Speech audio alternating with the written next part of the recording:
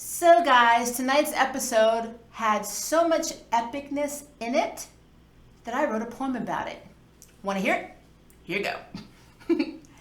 So Friday has come, and my hopes were still low, because HACY's progression has always been slow. So I sat on my couch, still determined to have fun, even though I admit my expectations were none. But tonight I tuned in, and history was made, because HACY just started, and now they both can get laid to each other! Finally. Hi guys, my name is Maria Park, and this is Approach to Nerd, and in this episode we are reviewing Season 2 of Charmed, Episode 18, entitled Don't Look Back in Anger. And this episode was pretty good. Actually, much of this episode dealt with the main character's character development. So there was not a lot of the faction. There was not a lot side story stuff per se. But yeah, mainly we got to learn a little bit more about Macy's past before she became a charm one and met her sisters. We got to see her dad actually talk more. We got to see Macy's connection to Harry. And finally, HACY happened, guys. HACY happened. So we're going to jump right in. We're just going to talk about the highlights of this episode because there were a lot. The first thing that we should talk about is Maggie and her panic attacks. I like the way they handled it in this episode. Basically, that mental illness, having panic attacks does not make you weak. But yeah, Maggie started having a panic attack. She was convinced it was like a magical virus. She was trying to get like purification tea. The one thing I will say that kind of bothered me about her and Mel in this episode is that her sister is sick. She practically looked like she was about to pass out. She told, when she was having her first panic attack of that morning, she told Mel, "I think I'm dying." Then next you see them in the command center and, Mel gave her a glass of water and she's like, "Oh, Ray just texted me," because they're going to basically go reach their dad to go like pretty much trying to figure out what's going on with the faction, which we'll get back to. I'll get into that in a minute. But Mel just is like, "Oh, are you sure you're okay?" And Maggie's like, "Oh yeah, you just go ahead." And it's almost like Mel's like, "Okay." And she just kind of jumps to the portal. I'm like, here we go.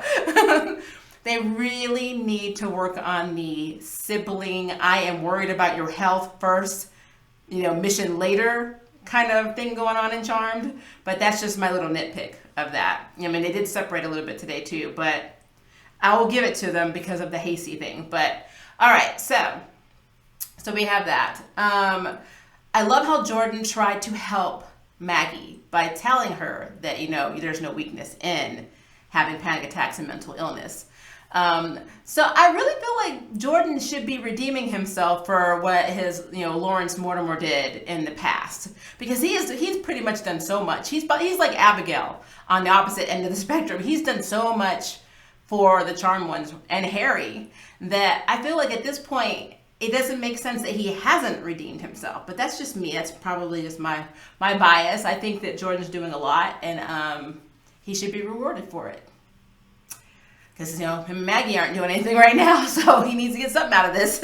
But yeah, so another thing with Maggie, so she's having a lot of problems with Ray, who is, of course, Mel's bio dad and the man that raised her. And she thought was her father, forever till the end of Season 1, when she learned that her and Macy were both the children of Dexter and Marisol. Maggie is so angry that she is the child in the situation because her mother did cheat. Her mother cheated on Ray with Dexter. Now, she was with Dexter. The only reason she wasn't with Dexter is because if she laid eyes on Macy, of course we learned this in Season 1, the necromancer said that Macy would die. So to keep Macy alive and to keep Marisol from dying, basically, they couldn't be together. I guess it makes me wonder, though, just when it comes to Maggie, did Dexter not know about Maggie? Did he never see her? Like, we know why Marisol stayed away from, Macy, but why did Dexter stay away from Maggie? That's a question I really want to know. I mean, is it because Marisol was trying to work out her marriage with Ray? and she knew that, that whole thing with Dexter will be another, nut in the bolt here, like a wrench in the whole situation with Ray, and he would just bolt and leave. I don't know. I want to know. And what does Dexter do for a living? We know that they lived in New York, but what was his job? What did he do? Like, I really wish we knew a lot more about the whole Dexter, Marisol, Ray triangle. I want to know what the timeline was, where everyone was when everything was, if that makes sense. Because we learned that Ray, from the moment Maggie was born, he basically, that was his child. Regardless of him saying it was so painful to know that she wasn't his biologically, from the moment she was born, he thought of her as his daughter and not not Dexter's daughter. So is that why Dexter didn't have a relationship with Maggie? I really want to know this. I really want to understand that whole dynamic between those three and the kids. Like, how did that work? But okay, so Maggie has manifested a new power, a new ability, because when she figures out that her panic attacks are because of the anger and hurt she feels, basically being the child in the situation, the love child, I guess, in the situation of the three, because she is the one that is there but probably shouldn't be. It's a lot. Maggie has a lot to deal with in that regard. She is going off on Ray, saying, I understand you're hurt about mom cheating on you, but think about how I feel, blah, blah, blah. And then she finds out that she had panic attacks when she was younger and her parents were getting divorced, and that they had tricked her into seeing a therapist, not telling her it was therapy. And she got really mad. She flung her hands out, and this like pink energy flew into these two guards, and all of the emotions that Maggie was feeling, the guards started feeling, the anger, the hurt, and they started beating the crap out of each other. So it's kind of like a spin-off of Phoebe's power. Remember when she had I call it like the empath force push? Like, she was able to deflect emotion, and like she had something similar, especially in the later episodes before she, they went to court to save Daryl and the the tribunal court, whatever, and they took her active abilities away. But her powers were progressing to where I think Maggie's powers are progressed now. So yeah, she's got like a kind of emotion push power where she can make you, basically feel what she's feeling, which is pretty cool and very dangerous. But yeah, so that manifests a new power. They spend like 10 seconds talking about it. They don't really bring it up any other time. It's just right there. But yeah, her issues with her dad cause her powers to manifest. Now, I will get to the faction stuff in a second. Let's jump over to Macy. So, at the beginning of the episode, we know that Harry does not know who he is. We knew this from the last episode. But he believes he is James Westwell, so he is still in his previous life. Which is interesting, because if he thinks he's James, wouldn't he be confused by the technology? Now, to be fair, he was in the attic, so maybe he didn't realize, from her clothing, he wasn't a telltale for him. But, from, the old artifacts or the old books and stuff in the attic, maybe that just was the norm for him, But I don't know. I just feel like there's so much that I think about in these moments when writers do scenes like this, because James Westwell, he's from the past, way, a long time ago. So, wouldn't it be confusing that he, the person he's talking to wasn't British? She was half African American, half Hispanic. That's something that he was probably used to seeing potentially during his timeline. Just so much I would like to know about what that whole James Westwell, mode of thinking that he's not Harry or White Lighter, not understanding he's a White Lighter, thinking he's human, time-wise, how that played out. That's just me. It's just my mind went to that weird place when I saw that. I'm like, wouldn't he be confused about a lot of stuff? Not just his name and all that, but James... the way he reacted to Macy when Macy was trying to basically get his memory back through a spell. It was like this kind of green gooey substance she made to rub on his forehead. But she gets blasted back and gets hit and has hit in the head and has a concussion. And so James, who doesn't realize he's Harry, kind of reacts interestingly. He seems concerned for her. He's trying to wake her up, but then he's like, you know what? I'm sorry about this, I'm out. So he grabs money from her wallet and he's heading down the stairs, but then he starts seeing pictures. In the wallet, he saw a picture of him and her. Why is Macy carrying a picture of her and Harry? And when did they pose for that picture? Another question I have. But he sees a little wallet-sized picture in her of the two of them in her wallet. And then as he's going down the stairs, he's also saw a picture of the sisters and him. So then he goes back upstairs. to try and, I guess help the woman, and that he has no idea who she is. Well, her nose is bleeding, and he's trying to stop it. So yeah, that's going on, and I'll get to the what happens with that in a second. But simultaneously, we start seeing Macy in her dream world, and this is where stuff for me gets interesting. Macy is singing on stage, karaoke, she's dancing. This guy at the bar smacked on her butt and was saying some stuff, so she basically flung fire at him and didn't realize she could do that, and it freaked her out. Then we learned that Dexter pretty much called Marisol, and Macy got to talk to her mother and hold her hand through a sheet. And her mother's like giving her advice, like, you've got to, keep your emotions in check, because, women like us with this kind of power, which is also a political message, by the way, until, more women are in power, which could be homage to the Charmed One's future, plus also women raising up. You have to keep your stuff in check, and you can't be ruled by your emotions, make yourself basically reserve your feelings. So this entire time, Macy was under the impression that it was her personality that made her withdraw and build walls, but it was actually because her father and her mother told her to do it to control the demon power that she had. So she knew about her being, she knew about her demon or necromancy, all of this stuff, her dying, basically dying when she was a baby, then bringing her back, why she can't be around her mother. All of this stuff was told to her.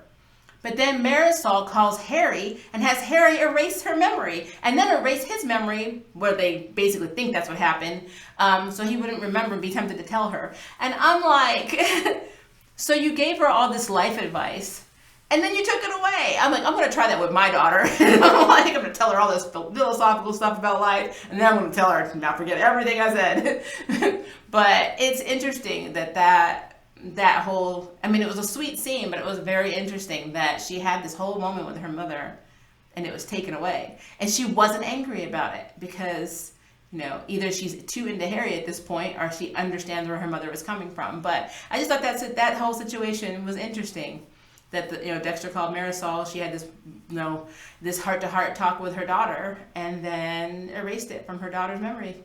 So Macy went through the rest of her college career and life thinking, to the point where she met her sisters, thinking that whole personality and her being reserved and building those walls was basically her. And it wasn't, because the real Macy was the one that was jamming on that stage and according to her father, didn't know if she wanted to be a baker, didn't know if she wanted a career in music because she was singing, and if that was her real voice, she had a really nice voice, or has a really nice voice.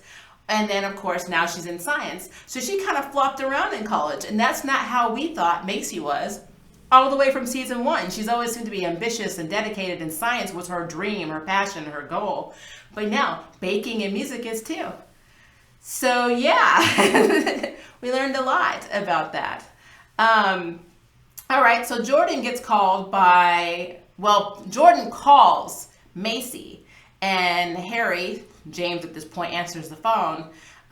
Jordan's looking for Maggie because Maggie pretty much did not believe Jordan at all that panic attacks were happening. It's definitely magical. I have a magical virus. So while he's looking for her, of course, James is talking about there's a woman convulsing on the floor. So Jordan grabs his gear and rushes over there and sees that it's, Macy. Well, he's doing all his medical know-how, his field medic, stuff that he's trained to do since the military. But she starts convulsing. She's having the seizure. He did tell Harry to hold her on her side, and by the time he got there, she wasn't breathing. He's doing CPR on her, and I think it's so funny because while he was talking to Harry or James, and he's doing the compressions, he pauses to talk to him, and I'm like, she's not breathing. But I guess for plot purposes, that's fine. And then I think Harry or James even made a comment about, should you stop that? And he's like, well, it doesn't really matter. She needs to be magically healed. And he notices a cut behind Harry's ear. I'm just going to call him Harry, guys, because it's James and Harry flopping back and forth is hard. And he notices that there's a little cut. And he's like, when did you get that? And then he feels it. And he there's something in there. So he basically convinces Harry to let him cut it out.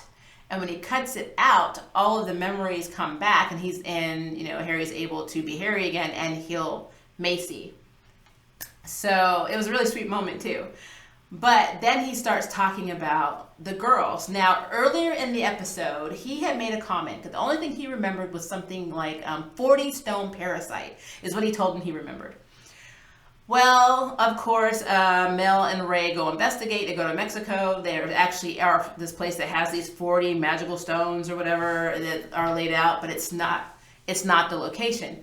Well, Maggie says, well, he's delirious. Maybe what he really meant was Fort Easton Power Site, and she had already, circled it and highlighted it and all that stuff. And they come to find out it's like a military base in Oregon that was sold to basically the Shea Company. So they go there. And when they get there, they get one of the scientists, I want to say maybe like the head scientist is there and basically mistakes them for important guests and says, you're here for the demo. And they're like, yeah. So they go into this room and they like open like this like blinds to this big like medical bay type area that has all of these like compartments that, they've been holding the magical creatures in, where it looks like they've done nothing but make reanimated magical creature monsters basically. There's like an army of them in there. Why, I don't know. I mean, it really feels like they are going to war with the magical community. But an interesting thing is the person that walks in to the demo is Julian, because I told you. I told you Julian was in charge. I told you. I did not trust him from day one. You go back to any of my reviews before this, I knew he was the man behind the plan, because his aunt is not smarter than him. None of them are. He is the brains and the moolah behind this organization. Now, could he have good motives too? Who knows? That's still on the shelf. But what I'm telling you is that Julian has been in it from day one. It's why when he first came to Safe Space, he wanted to do agriculture underneath the building. No, he was trying to find the Black Amber. And if he found the command center, that was just a plus, But yeah, told you. So, Maggie and Mel and Ray, well, Mel wanted to fight back when he walked in because there's all the guards. And of course, Julian's like, what are you doing here? And Maggie's like, I can ask you the same thing. But, she basically says all the handsome billionaires are pretty much the villains, the super villains. And she throws a marble and they jump through the portal. But now they realize that Julian knows what and who they are. He probably doesn't know what the charm was, but he knows they are magical. And that means that Safe Space is no longer safe for them. And that also means they probably can't go to the command center anymore. Well, they probably could if they maybe took a marble and just sectioned it to their house and just always came teleporting wise, which is what I thought they probably would do anyway. You know what I mean? It's like, why would you bother going through Safe Space if you can just take a marble home and just throw it and go back? Never needing to go through Safe Space ever. But that's my question. That's the question I've always had. But yeah. So Julian knows who they are, or what they are, I guess. He knows they're magical. So, and then the last thing he says is Macy. And I'm like, oh, Lord. And the last beautiful scene of this episode is HACY. After all is said and done, and she's healed, and all the sisters are back together. Maggie had a heart-to-heart with Ray, where Ray basically says, "You're my baby, I don't care. You're my daughter." It was very pretty, really, really, really beautiful moment. She finally is accepting that even though biologically she's not related, she's his daughter, and that's what she needed to hear. So that, but Macy walks out to the back on their little patio. They have this cute upside down garden area, the back of the house, and Harry's out there drinking, and she's dancing 90s style on the deck. And he's like, "What are you doing?" And she's dancing, and she starts saying things like, I don't want to reframe my feelings anymore. I don't want to procrastinate. I don't want to drive our fans of the show insane any longer. And they basically decide to hook up. They start dancing, and then they finally flip and kiss. And they are HACY has officially begun. It is about flipping time. I think if they had dragged this out to season 3, I would have boycotted, because stupid. Like, but they are finally together. I am extremely excited because now you can get to the phase where they have to work out their relationship. Like, oh, you know, the episodes they have where, oh, it's too dangerous for Macy to go out and be a charm one now because I love you and I don't want to lose you. And oh, Harry, I don't want you to go off alone and investigate this. What if something happens to you? They have to get to that stage, you know, the whole Piper Leo stage where they separate a lot and they have to go on missions because that's what happens, and they have to work their stuff out. How can they be a power couple, you know, fighting the magical and human, you know, between the magical world and human world, and the human world and all the crap going on? How do they find time to still be a couple? So they have to go through that. And I thought that for them to get to this stage was going to take flipping forever. But we are finally there, people. We are finally here. HACY has started today. As of episode 18, season 2, we have HACY. And I'm happy about it. But yeah, so outside of that, no Swan again. I'm still looking for Swan. We didn't get Abigail, which, you know, I think is dumb. I think they should always have Abigail now because I think she basically provides an interesting perspective to what's happening with the demon world and the witch world. And now with even the humans making their own magical creatures. We didn't get any more backstory with the faction.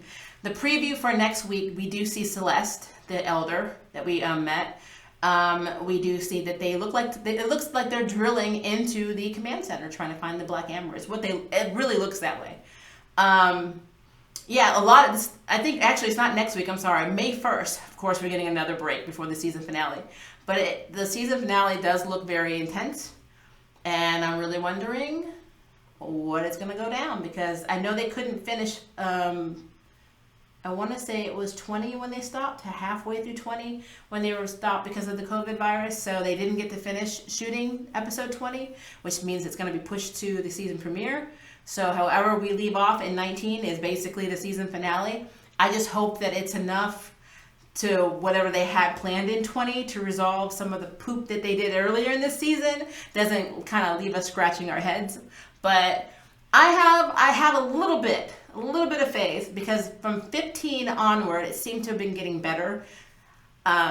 We'll see. We will see. I'm really, really hoping, though, that they're able to close this out for this season in a satisfying way that doesn't make me want to leap off my balcony. But that is my opinion, guys. I want to know what you guys think, so please leave me a comment below and let me know. And if you would like to sign up for jury duty, hit the subscribe button. If you'd like to know who's next on the Nerd Ballot, hit the notification bell. Until next time, I can't wait for you to approach the nerd. Bye, guys. Thank you for watching my video. I really appreciate it, but hey, the party doesn't have to stop now. Click on one of these videos and keep it going.